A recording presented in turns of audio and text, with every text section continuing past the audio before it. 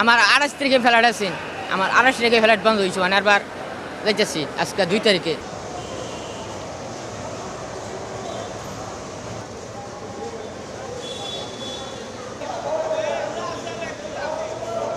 আমি কল দিছি এয়ারপোর্টে, ওরা বলতেছে ঠিকঠাক আছে সবকিছু, আসেন সমস্যা নাই। এখন ভিতরে গেলে বোঝা যাবে আর কি বাকিটা, আল্লাহ ভরসা।